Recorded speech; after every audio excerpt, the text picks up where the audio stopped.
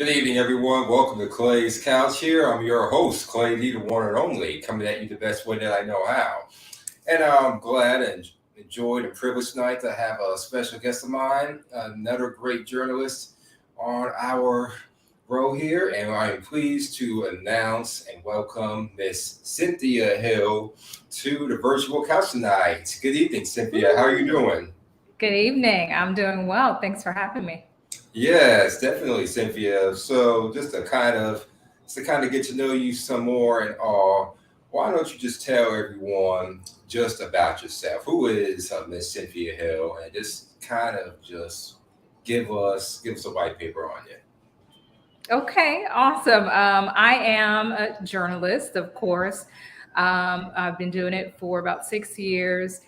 It's a passion of mine, and I have been able to travel across the country and deliver the news, gather news for thousands of people, I guess I would say. My career has spanned from the Midwest to the East Coast. I haven't been down south yet, but hopefully Oh, that's coming soon. okay. And or the West Coast. Those are some great places that I'd like to eventually move into those markets. But I am just an all around girl. I love all kinds of things, music and theater. So those are kind of my pastimes. But yeah, professionally, I'm a journalist. That's good. That's good. Yeah. Appreciate you. Appreciate that. And Cynthia, have you always have done journalism? You mentioned 6 years, but did you do something prior to that, or did you do journalism right out of college? Because I did see that you went to school over at Penn State and such. So, journalism, has that always been a passion of yours, or did it kind of just grow on you along the way? Yes, it's always been a passion of mine. I've been doing it for 6, maybe 7 years, and before that, tons of internships. So, yes, it's pretty much all I've done. Right out of school, I got straight to it. But before that, I was working at a museum in Pittsburgh, an African American museum, before I graduated. So I spent some time there as well, and that was fun too. I love art and the arts. Gotcha. So, where are you from originally? I mean, it sounds like you spent a lot of time in Pennsylvania. Were you born in PA at all, or where are you from originally? Yes, I was born and partially raised in Pittsburgh, Pennsylvania. I mentioned Pittsburgh, where that museum was, and that's the connection there. I grew up, though, and was raised mostly in Columbus, Ohio, and I love it there. That's a second home, if not my first home. I spent about age 7 to high school there. So, in between those two places, I would call my home. Oh, okay. Well, I was born in New York myself, and I grew up in New Jersey, so not too far away from you, but geographically Okay. speaking, and all that. I currently am in North Raleigh, Durham area, North Carolina now, but where is home for you right now, Cynthia? Like, where are you currently located, if you don't mind? Currently, I'm in Maryland, Okay. still near Ocean City. Oh, okay. Um, so I've spent about a year and a half here. It's been a lot of fun. I mean, good weather. The beach is right down the street, so it's Okay. nice. So you live in Ocean City, Maryland. Yes, yes, Oh, I've been there a wow. few times. It's a great city. Oh, okay, okay. Well, I used to go to Ocean City a lot when I was a kid growing up in New Jersey, so certainly have a lot of familiarity with it. I haven't been, honestly, since 1999. No, yeah, Okay. I'm a little, I'm a little older than I probably look, but yes, for sure. Okay. But yeah, yeah, Ocean City definitely brings back a lot of good memories. Well, it's one of my childhood beaches for sure. But I'm 34 now. Just for full disclosure on that. Okay. Cool. So just in general, I've done a lot of research into you in advance of this, obviously, even when it just came to looking for a great guest for this show and all of that. But it seems as though that you even have worked in places such as North Dakota. Is that correct? Yes. What was Yes, I did. I gotta ask you, what was it like being black in North Dakota? I just have to ask Oh, that. being black in North Dakota. Oh Oh my yes. gosh. Definitely, you are definitely the minority. Um, there's not a lot of cultural things to do there, but I needed to experience another part of the country, and that was it. I was able to report on the pipeline protests there Right, right. in Mhm. um, in Standing Rock, and was really in the mix of all of that. And so it made for a good time there for me as a journalist.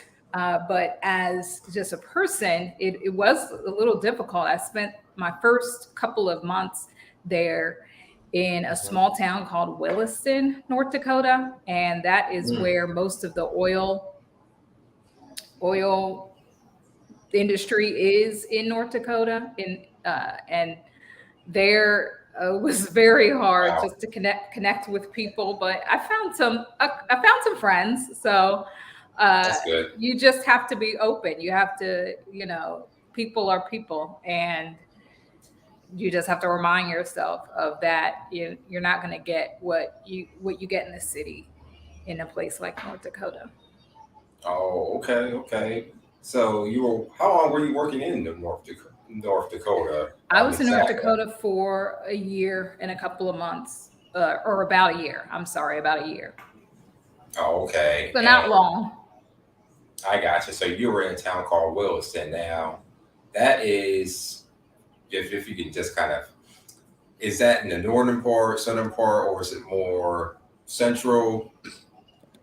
Williston is northern, if I'm not mistaken, north of Bismarck. Bismarck is more central, I got you. and yeah, Oh, okay, I okay. can't remember. It's all a blur. I bet if I spent time in North Dakota, it probably would be a blur as well. But Yeah. I definitely, hey, I Excuse me, commend it's you. west. Williston is West. west, and it Okay. borders Montana. So actually, I lived in Montana and Oh, worked in okay. North Dakota until I Oh, moved. Yeah, I moved to Bismarck, which is the capital, and uh, from there, a lot more people, excuse me, and a lot more folks that I was able to work with because the headquarters are in Bismarck of the station. right, right. So basically, when you were living in Montana, you were essentially working commuting across state lines daily. Yes, Oh, yes. okay, okay. But Uh, Montana is beautiful. I mean, yeah, I tell me about always that. say, I always say it's like um, you're living in a postcard because you can Really? see, yes, you can see the mountains, um, and you can see the snow on the mountains. It's beautiful. I've been to Bozeman, Montana for. I had a job opportunity a while back, and they flew me out to Bozeman, Montana, and there I ate Oh, what's that taste bison like? burger, delicious. Oh Oh, my gosh, okay. so good, so Whew. good, and yeah, better than beef, Better than beef. better than Okay. beef. So you know, I, Montana, like I said, beautiful. Wow, they definitely so it's all true when they call it the Big Sky Country. It definitely lives Hmm. up to that. Yes, definitely. Okay, but overall, some places were just too cold. North Dakota and Montana. Yes, it was very cold. I've lived through a severe blizzard snowstorm, and those photos that you see where the snow is packed to the door, that's Right. exactly what it was. And there were times when we were actually snowed into the news station, and my little Wow. car, God help it, could not make it down those roads. So Wow. it was a lot. I mean, we had to report in those conditions as well. And then with the protests, they went through that as well and stayed there. So it became sort of dangerous for some to be living in, tents and teepees there.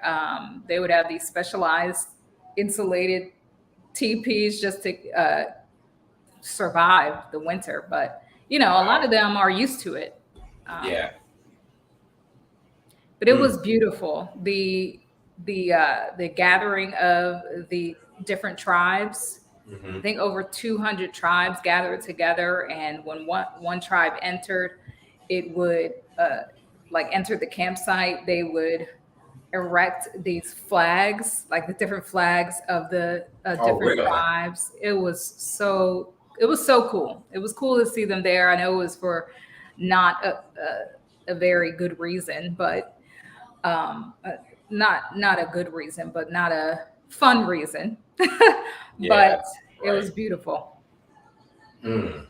Yeah, I guess seeing the native tribes like that up close must have been something because over in North Carolina, we have a lot of tribes here, especially in the western part of the state and the Appalachian region. I've seen it up close. I've actually, when I was a younger man, and I was college age more so, I went on a missions trip with my church at the time, and we went to help fix homes for in the different tribe areas, and that was a pretty unique experience, just kind of being amongst all of that. So I can imagine just being in that situation that you were in over there really was, I would probably be safe in saying, was eye opening to many a degree for sure.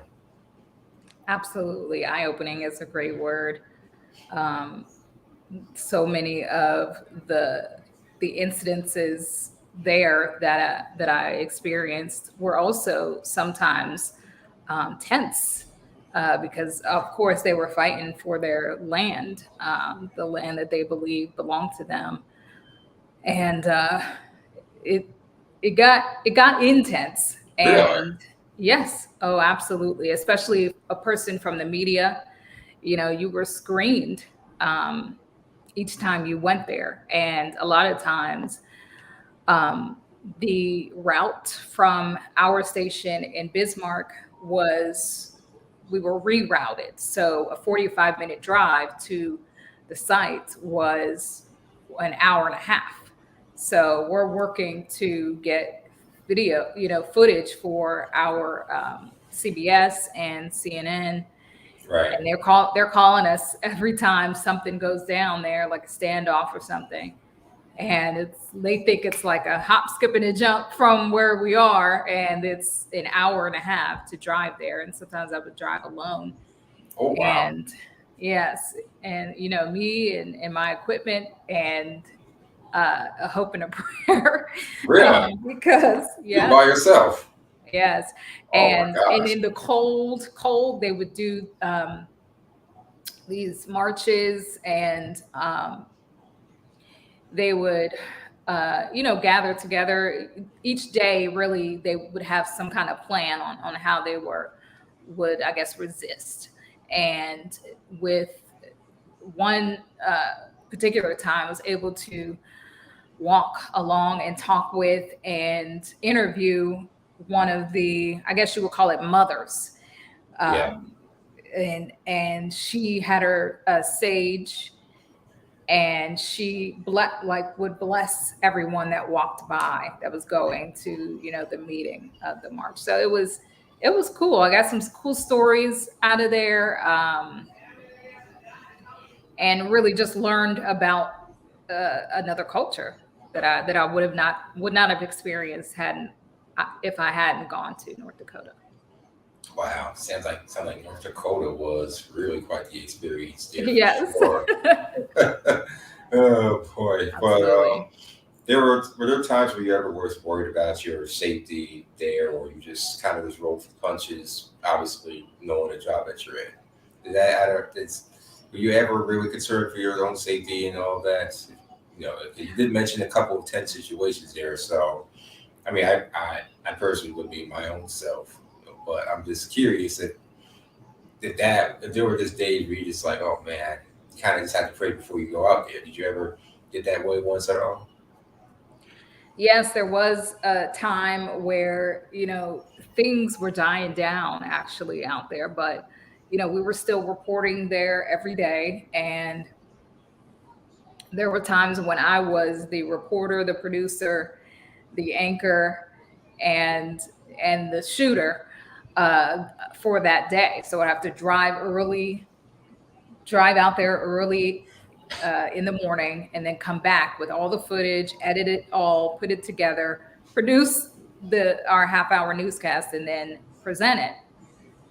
Well, this particular day, I was going normally to get my footage and some interviews, and I drove this one specific car, and one woman, she didn't seem to be with the tribes, but she pointed me out and she said, "You're not supposed to be here." It was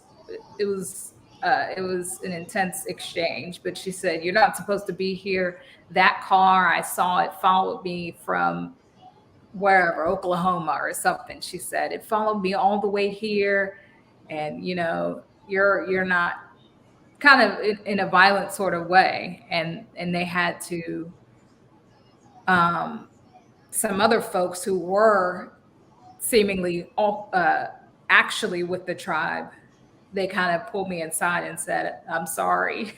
She's Right. like, Yeah. oh, she's over the top, Right. because they did feel like they were being spied on, or it was a resistance camp in a lot of ways, where there were some secret things going on. For example, I had to be escorted Mm. throughout the camp, um, by someone that was with them as a person in the media. I had to be escorted to see inside, the different food stations, or uh, tent setups, and get actual interviews. I actually met Patrice Cullors from Black Lives Matter there. They were Uh-huh. there one day, and I was able to interview her. But yeah, I mean, it got intense. There were times, people were, a person died there. Once it got really cold, the governor told them to evacuate the camp, but some didn't. And a person actually was found in the river. Oh So my gosh. yeah, so there were times that were sad, but there were beautiful moments also. Wow. Yeah. And how much coalescing or collaborating did you do at all? Because you wore a lot of hats with CNN or the major news outlets. You mentioned that previously, but just wondering if that occurred a lot frequently, because I can just remember those times, from CNN Would being you there. say, what was your question? I'm sorry. Oh yeah, yeah. So obviously you wore a lot of hats while you were over there in North Dakota. Now, how Mhm. much collaborating, if at all, or how much interactions did you have with CNN in the major news, like CBS or NBC News or ABC, maybe Fox to a degree? Did you ever have any like interactions to that degree or to a large extent? Yes, I mean, every weekend when I anchored and produced on the weekends, they would call for footage, and sometimes we had some, sometimes we didn't, because it was so far away, and we were not staffed um, very well, so we had to make do with what we had. So yeah, I mean, just over the phone. Right. Not, they have rights to.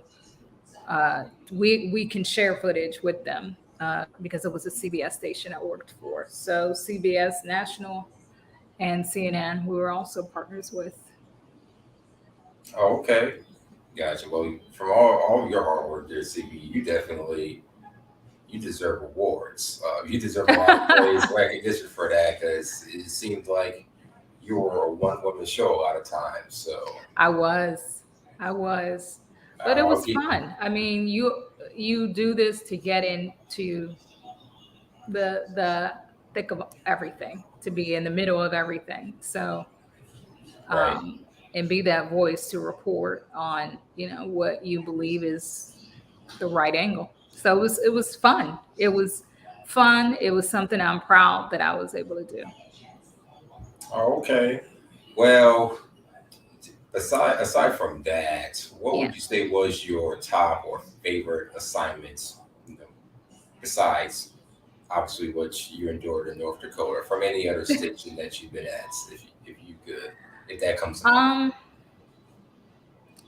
I would say, I mean, to go back to North Dakota, nothing to do with the Native American, Sure. um, but I did a story there on the last, or one of the last living Buffalo soldiers. Oh, okay. So I was able to spend pretty much the whole day with them and just talk with them. He was 90, and talk with him about his travels and what he did as a soldier. They dedicated a monument, a horse to him. Uh, and I mean, it was just really cool to hear about him and his history, our history, and that's it. I mean, I've been able to make an Right. impact with some of the stories that I've told. Um, One also in North Dakota actually was about Okay. a woman or a man who went missing for a few days. And so I kind of covered the search and through the woods and street by street, his family looking for her, uh, his spouse looking for him, and come to find out he it was some kind of accident, and he, I guess, crashed on his motorcycle, and they Mm. found him. But it's just stories like that that touch you, hit you, and you sort of create long lasting relationships with these people, which are not really supposed to. You're supposed to kind of, because Yeah. you don't want to get your emotions involved. But I'm glad I was able to tell those stories. Yeah, a lot of impactful stories I told in North Dakota, I would say. Sounds like North Dakota was probably either your most favorite or most what you feel fruitful location, at least professionally. Is that safe in saying? Um, yes, from the storytelling aspect, yes. Yes, I was able to tell some awesome stories there. I think because I was able to spend time digging those stories up. When you're in the bigger markets or bigger stations, um, you a lot of times you're getting assigned stories, and you're getting those daily stories as well, daily assignments, quick turnarounds and stuff like that. So this in North Dakota, I was able to dig deeper into and meet a lot more people than I did in other stations. Hmm. It Okay. was fun. That's Yeah. good. That's good. Have you been back since you left North Dakota? Or probably No, not. absolutely not. It's like, hey, I did my work there, but I ain't Yeah. going back. No. No, no, Nah, no. I hear you. I Um, hear you. I love them though, but no, I That's will not be good. back. That's good to hear.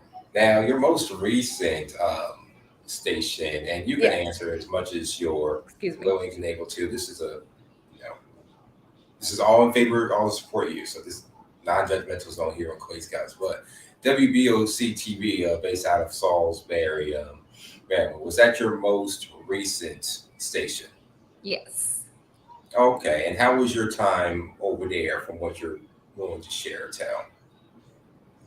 My time was fine. I learned a lot about myself as a journalist, as a woman, and figured out really what I wanted. And I got an opportunity to do a lot there. I was able to report in a helicopter. I was able to, Oh wow.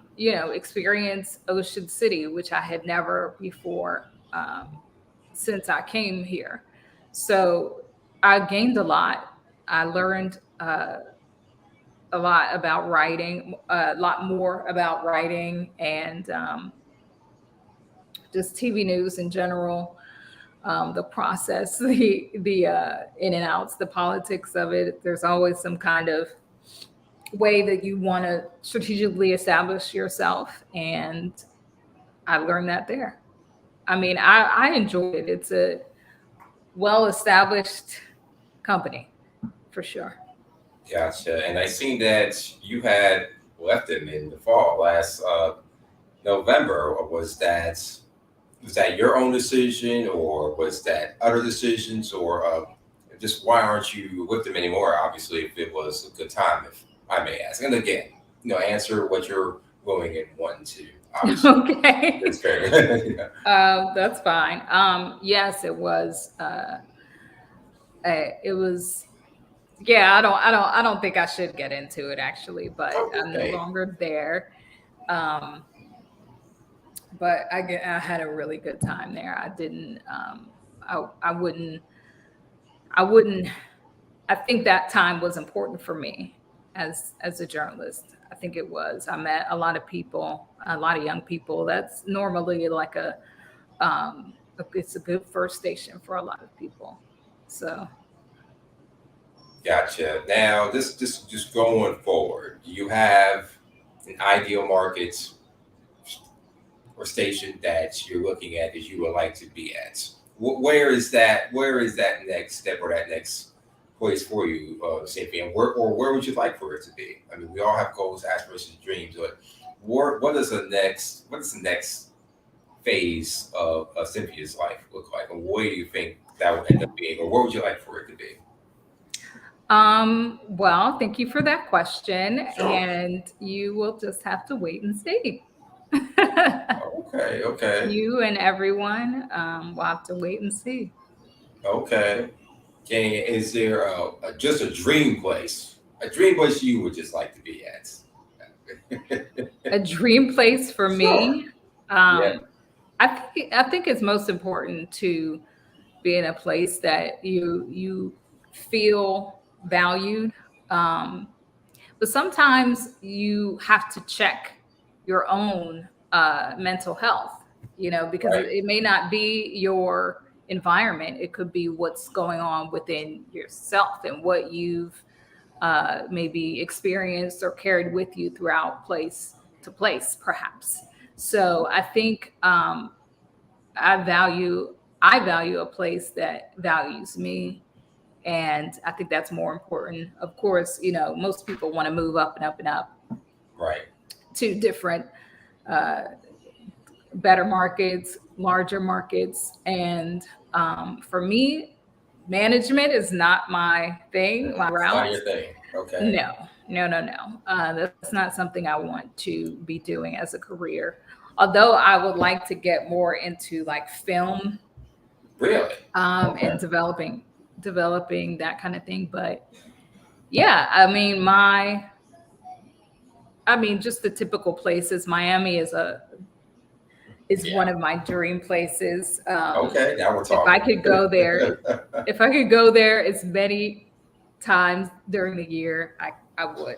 Is I would go there unlimited times Oh, during okay. the year if I could. Oh, Um, hey, so can't go that'd wrong be with fun. That'd be fun. But really, it's about your work environment because you're spending that. Yeah. so much time in a place every single day, and sometimes more hours than you'd like to. So Yeah. I was just talking to my mentor about that, and we were talking about aspirations, and he said just make sure you like it there. That's important. You want to be in a place that that you can that you mesh well with. It's not. It's not really a hard thing Wow. to, Yeah. right? Absolutely. Hey, you got to, because at the end of the day, your mental health. Without no Yes, mental health, there is no wealth. That's one thing that's that right.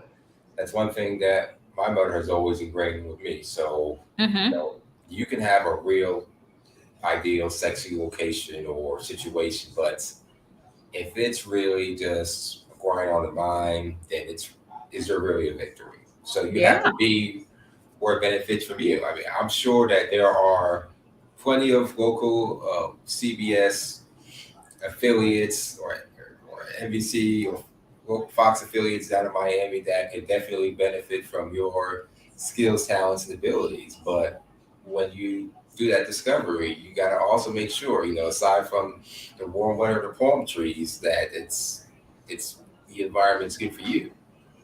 Yes, So I mean, exactly. and I definitely do think the stations down in South Florida, and I have a lot of South Florida connections. I have family there, so I actually actually kind of know the lay of the land quite well in Miami. Okay. But they could. I'm just saying, the local station there could benefit from Miss Cynthia Hill for sure, especially given Oh, all the thank work you. that. I appreciate Oh, that. I do my research now on football, so I've seen Okay. I've seen your reel. It's you're definitely legit for sure, Cynthia. And Thank you. yep, and I am a member of the National Association of Black Journalists as well. Are Oh, you okay. yourself? Are you I yourself? I am. Yes. Good. Yes. Well, Yeah, I'm I've a been member to the myself. conference twice and I wanted to go this year, but we'll have to see.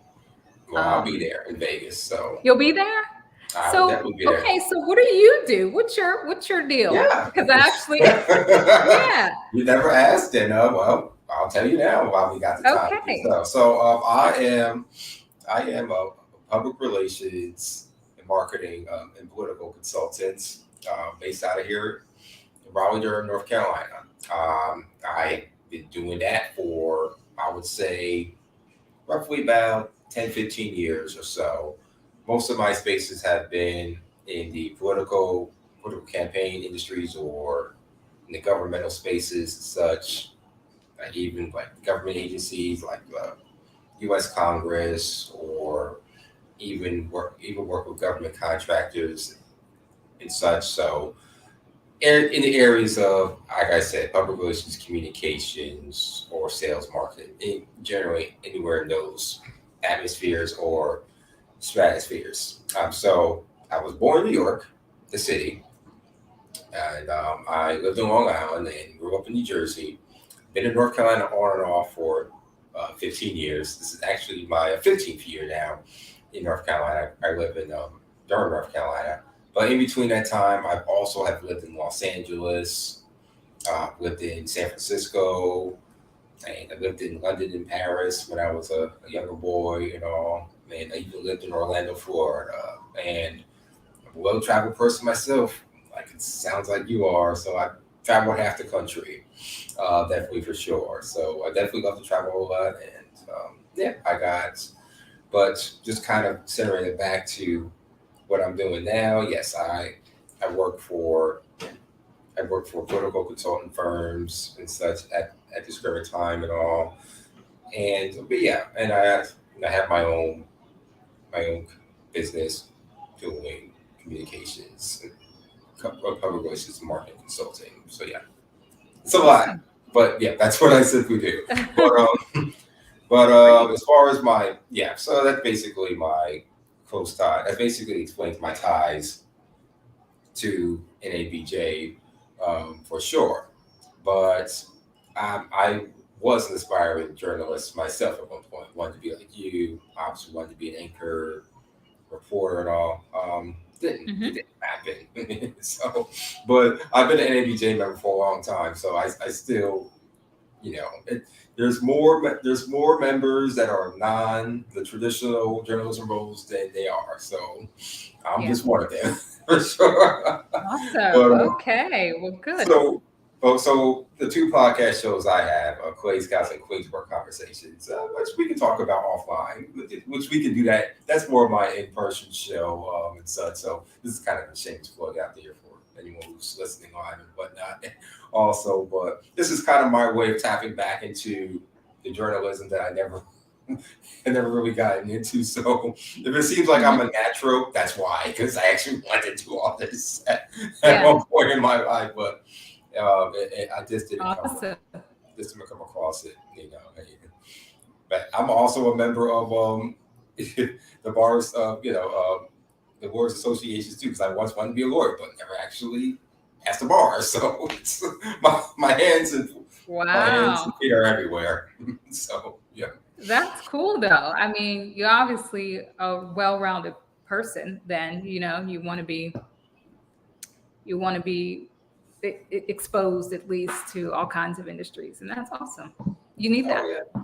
Oh yeah, definitely. But I definitely, yeah, I've been going to every NABJ conference convention for a long time, even the virtual ones the last couple of years. So Vegas, yeah, it's a no brainer. Let's do it's Vegas. Duh. I mean, for sure. I've been telling you, Vegas is like Miami.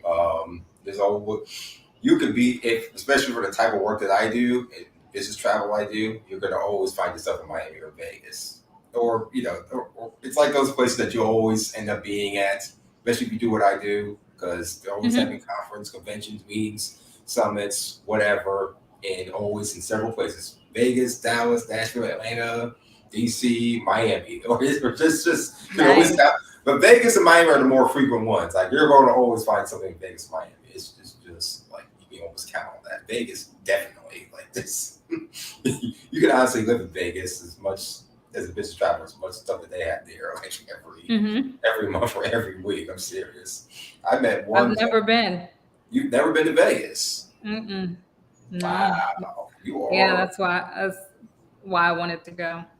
Mm, You know. you are definitely and missing out. It's a great place. I last went to Vegas last August as a matter of fact. But that was my first time going in like several years. But I don't typically. I always go where it's like the weather is very intense. Like the heat is. You gotta be careful out there. Yeah, After that's all what I that, heard. Hmm. that's the type of heat that will creep up on you and will just get you from behind. You gotta stay hydrated. It's not like Hmm. the southeast where see Miami at least you be humid. It's just some moisture in the air. Yes, Vegas is just dry. I And, know. That's what I heard. In Arizona, same thing. oh, I love Arizona. Phoenix. That's Hmm. the only part of Arizona I've been to. Phoenix, Tempe.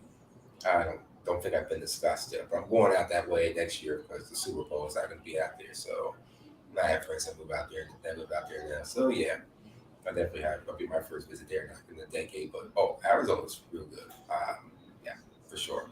I mean, it's not for everyone, but if Hmm. you can find gyms out there if you're a nature type person, or and Yeah, I've heard good things. they got good resorts out there too, like in Scottsdale, Paradise Valley.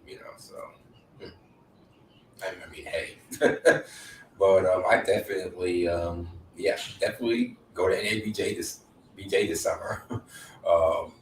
I mean, for nothing else because of the Vegas aspect, but hey, you just never know who you probably know it. You never know who you're going to come across there and whatnot. That's right. It's a good So pull. it definitely is. Last time I went, I volunteered, so I was able to get into basically free. I didn't need to pay Oh, for the workshops and stuff like that. Yeah, it worked out. I wasn't looking for a oh. job at the time, so it wasn't really necessary for me to be there. Right, I got you. So, So you went to Miami then? mhm. Oh, in 19. Okay, I was there. Yeah, Oh, I was there. I okay.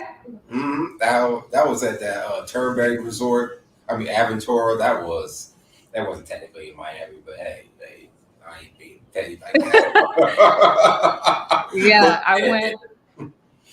I went to uh, the Ludacris film showing. Did you hear about that? I didn't even hear about that. Okay, there was a show. Yeah, Oh yeah, tell me about that because I there didn't even know about it. there was a movie, and Ludacris Mom was there. Oh, And then the other folks who were in the movie, he wasn't there. But it was I guess, premiere. They were premiering it at NABJ. So okay, I went to that. What else did I do? Um, there was a workshop with Mark Lamont Hill okay. um, that I went to. It was about something they were launching. Um, so I went to that and got a coffee roaster, a free coffee roaster. Hey, you can't go wrong with those. Yeah. Yeah, I think I threw it away because I couldn't take it on the plane. Yeah. Oh, yeah. That's true. So, But yeah, there was so much going on that particular convention. Shoot, I mean, Ice Cube had a he was debuting his sports league there. mhm. That was probably the greatest NABJ event that I went to, and of course that was the last one that I went to for obvious Mhm. reasons. So Yeah. it was just like, who knows? If you would have told me that would have been the last one I would go on to in 3 years, like, yeah, right, but oh yeah. Right. Oh Oh, my gosh. but how was COVID for you, just as a journalist and all of that? Explain what that was like. Whew. COVID was interesting for me because I actually got a job during the pandemic. So I switched from one environment to the next.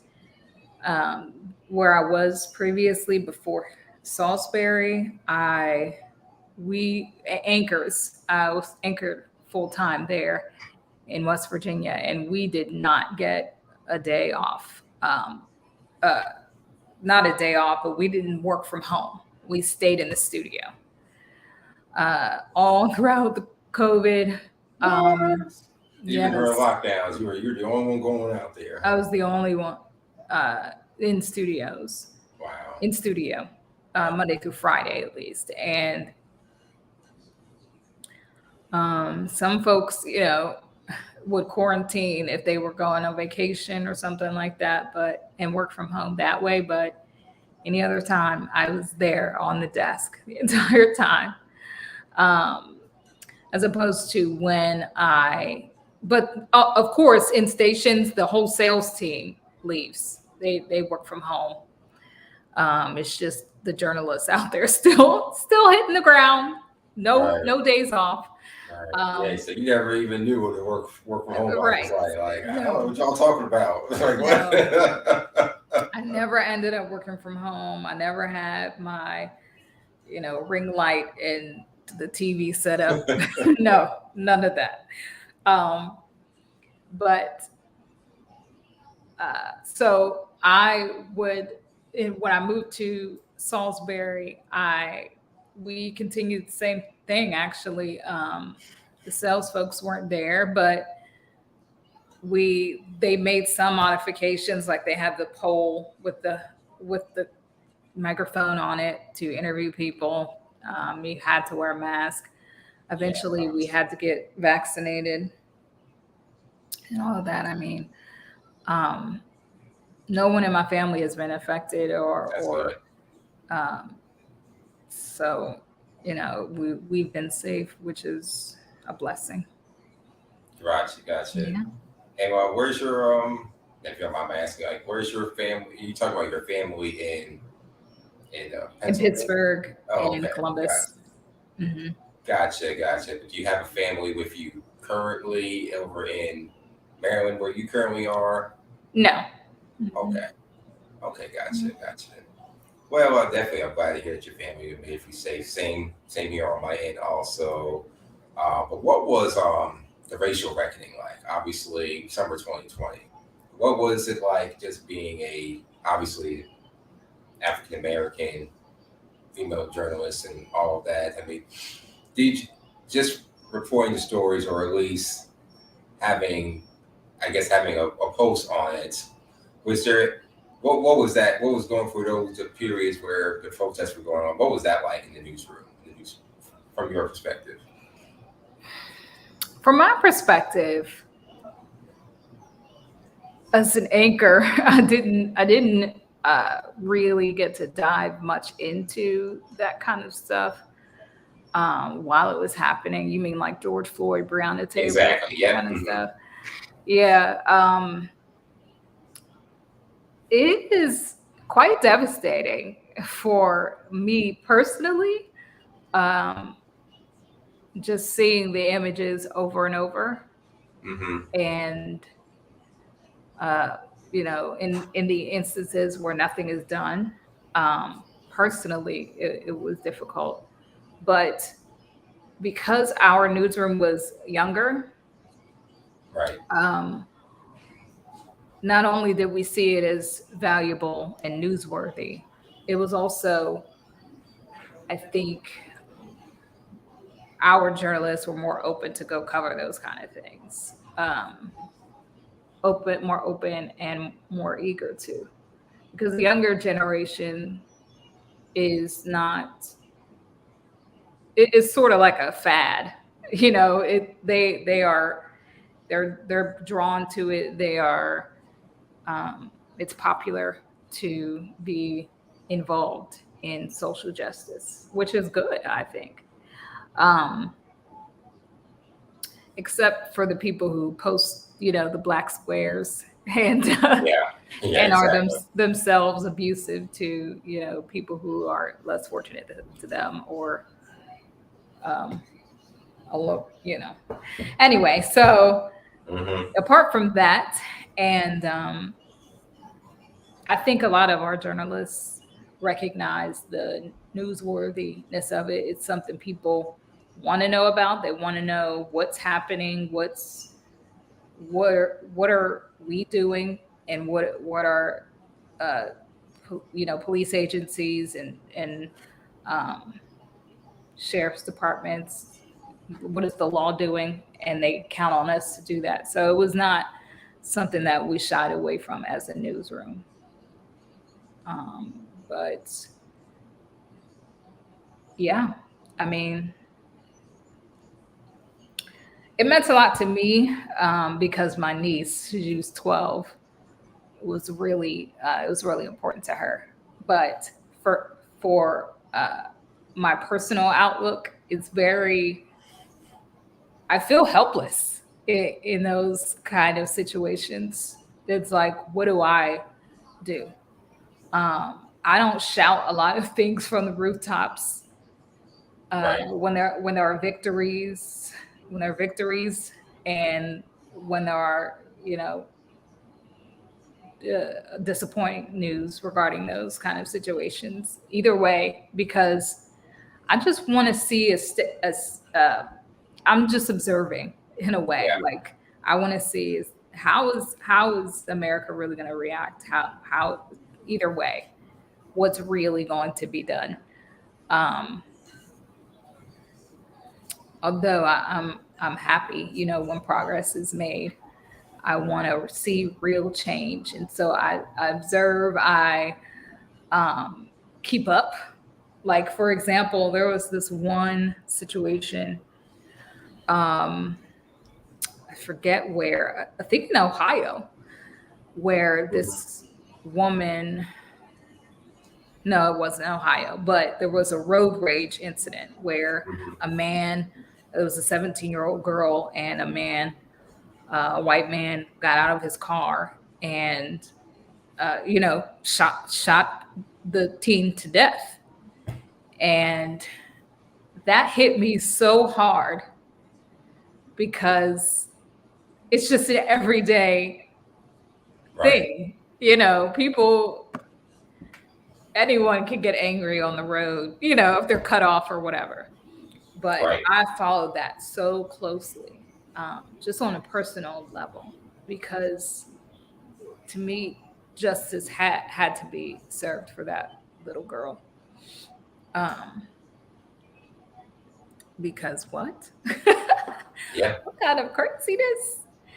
So, um, those kind of things are really important to me. Those stories, but as a journalist, I try to stay. You try to stay biased and make sure that you're because you're in charge, and in charge of reporting the facts and not getting really your emotions involved in that kind of thing. But I think about myself as a woman who wants to have a family, and if I have a boy, Right. what am I going to do? Because if I was one of those mothers, you wouldn't I would you I wouldn't shut up. You would hear me. um you would know my name Yeah. even more than you know my name now. You would know my name. The world would know my name. So I think about that a lot in personally. Mm.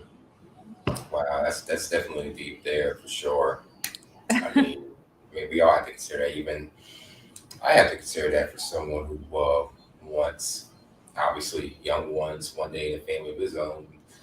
That's it's really hard to conceptualize, especially when you were once a kid yourself. You probably, or I probably had our own instances that we could probably recall, but when you bring a seed into the world, it's kind of look at it from different lenses at Yeah. that point. So yeah, it's a scary thought. And I don't want to say it's a scary world because we hear that quite a lot. Honestly, I've heard that my whole life. It's a scary world that we live in and such. But these times are definitely unique, for sure. Even with the politics, I mean, just being in the newsroom, obviously, you're being called fake news, or you're combating misinformation, disinformation, and the huge stark political divide. It's not as clear cut as it used to be, where you're Yeah. being questioned on your integrity, on how you're covering one side of political aisle or not. I'm definitely Yeah. sure. Am I safe? Am I correct in saying that from your side of things? Would you say I'm sorry? Yeah, I was asking just from your perspective. Definitely, have you been on the other side of just people questioning whether or not you're the faith, you're legitimate in covering one side of political aisle or the other, because you're combating misinformation, disinformation. There's a huge political divide, even with COVID and all that. So just being aside from obviously the racial reckoning part, but just with COVID and the politics Misinformation. the past couple of years, Mm. definitely from a journalist perspective has not been easy. Is that correct in saying? I think it's more pronounced on the national level, but as a when the January 6th thing happened at the in Washington, they I was assigned to speak to some folks that maybe went, and it was very hard Right. because they didn't. From my perspective, I don't think they were as open to speak to me about going, um, for whatever reason. Um, you know, I haven't been. Uh, I really haven't been accused of being fake news or anything like that, though. Um, Aggressively. However, there are people that call newsrooms all the time and just shout Mm, off things. um, Either way, their opinion on a certain thing that maybe we showed, or that we decided to air.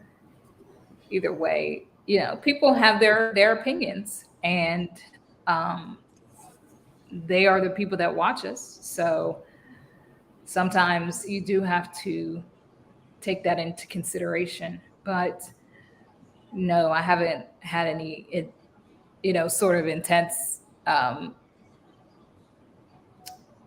interactions with people who are like one side or the other. No. mm. Gotcha there. Now, just where do you draw your inspiration from? This everyday still, professionally, personally, where do you drive that from?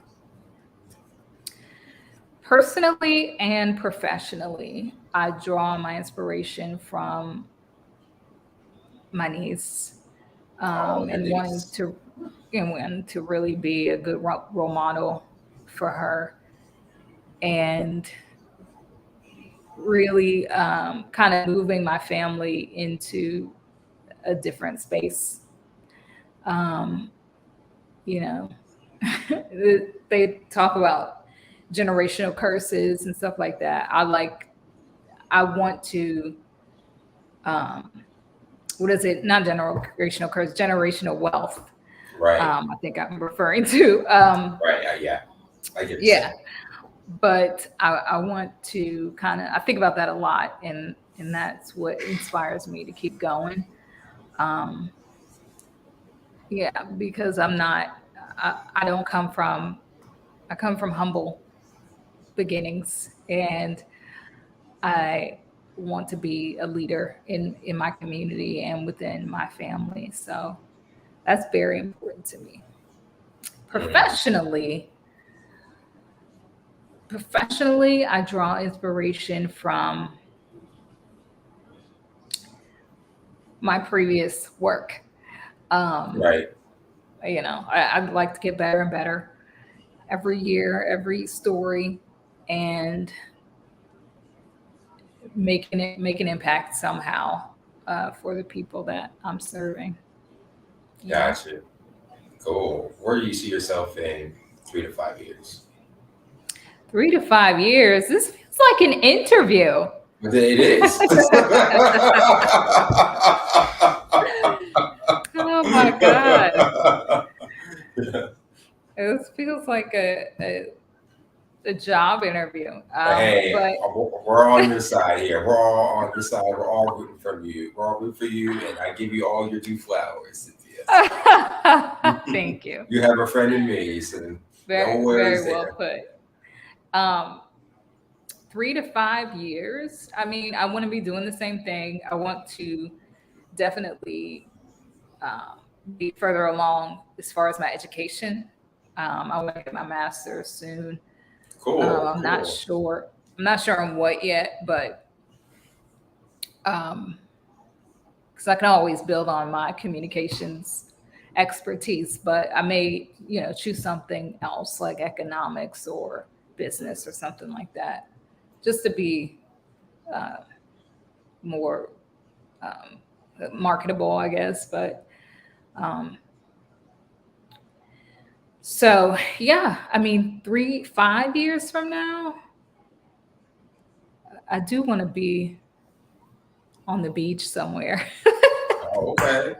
Not Ocean City, Maryland, like No, but Warmer somewhere Beach. with good weather. Right. I do. I do. I don't have to, but I would love Hey, that. Um, yeah. that's good. Hey, nothing wrong with that. And so when you went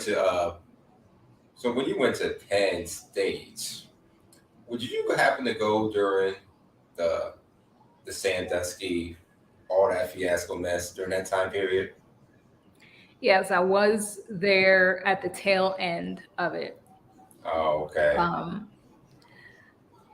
Joe Paul had just passed, Yes, I remember that. and um, so I mean, yeah, it was an interesting time to be a young journalist.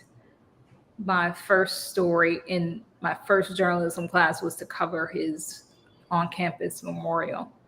Mm, So it was, you kind of get hit in the face with some uh, heavy subjects.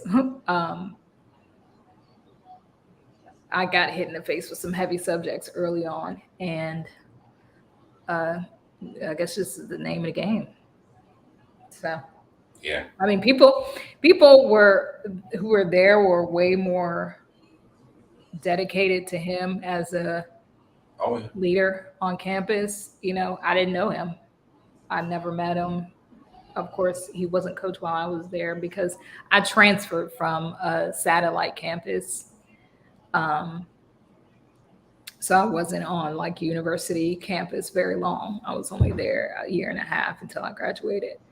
So, Yeah. um, yeah, I was there, but I tried as a student, I tried to distance myself from the whole subject because it was Yeah.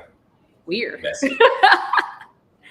It was just weird. It was like, this is strange. And everyone had an opinion. Everyone had a strong opinion because people are dedicated. It's cult like, they are Oh yeah. dedicated to Penn State. And only just now, I'm really able to truly come to terms with that, the school having that um, as a just I don't know what to call it, but a part of their reputation, I Yeah. guess. Um, but I'm able to separate it because it was hard while I was there. But I'm able to separate it and be proud that I'm a Penn State alum and wear it proudly. Your Nittany line forever. Disney line forever. Yeah. Exactly. I wanted to be a Nittany line. I actually did. Hmm. Because when I was going to Jersey, yeah, I wanted to actually play football and all that. I wanted to be Hmm. on a football team, be a Nittany line, play for Joe Pot and all that. Yeah, actually, a true story. Hmm. This was like way, probably a few years. Well, I am a few years older than you, if my research is correct on that. But even just from the way you're describing it, but yeah, I definitely want to be a part of that whole campus. I actually was accepted to go to the Altoona campus up there in Hmm. Pennsylvania, but I declined it and ended up in North Carolina. That's for another story for another day. But yeah, I definitely wanted to be a part of there and study like communications, yada yada yada there and all that. 'Cause they had a good program there and whatnot. And Yes. all my friends went there. A lot of my schoolmates went there, friends went there, because pretty much a lot of people in New Jersey had went over there, even just Yeah. for regular, traditional, general studies and all. And a lot of them did. A lot of them were Nittany Lions, and a lot of them loved that navy blue and white. I mean, I sure did. Those are one of my favorite colors still to this day. Just, I mean, just in general, but I definitely like the culture. But it's definitely eerie and Black Mirror is just creepy now. This kind of, you can't think one without the other. You can't think about all that and then think about the whole Sandusky thing. You just can't.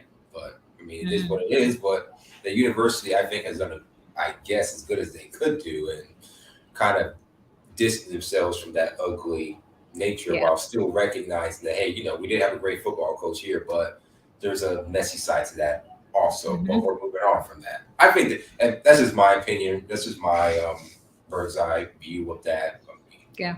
you might have a different opinion or take from that, but at least just from the football program and all that, they've kind of respectfully distanced themselves from all of that. So, Yeah.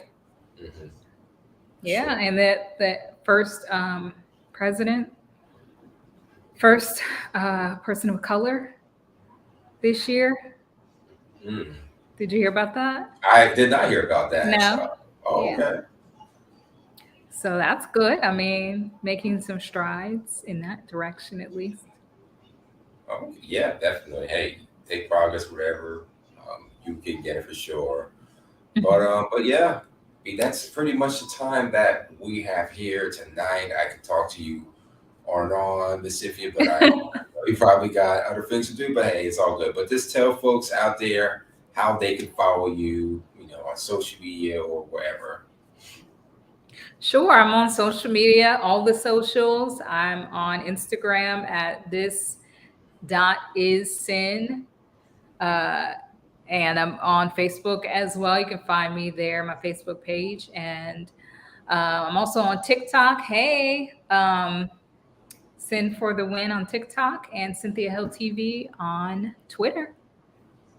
Cool, Follow cool. me. Well, good. You heard it there, folks. And she's about to make some big waves, and she's got a big announcement dropping soon, according to you. So we're open. I didn't say that. You gave me the hint. You said stay tuned, so you make it seem like it's imminent. You did. No, I did not say that. Okay, I all said, right. We got the flavor. But hey, I'm a man of faith, and I definitely do believe that something is coming big your way, Cynthia. But you Thank definitely have you. a friend in me here. You have this platform anytime it best serves you. And yeah, definitely, just keep on pushing, keep on staying strong. But thank you for joining Clay's Couch here tonight. Thanks, Clay. It was a All pleasure. right, you have a good evening, Miss Cynthia. Have a good one. You too. Bye bye. Bye bye.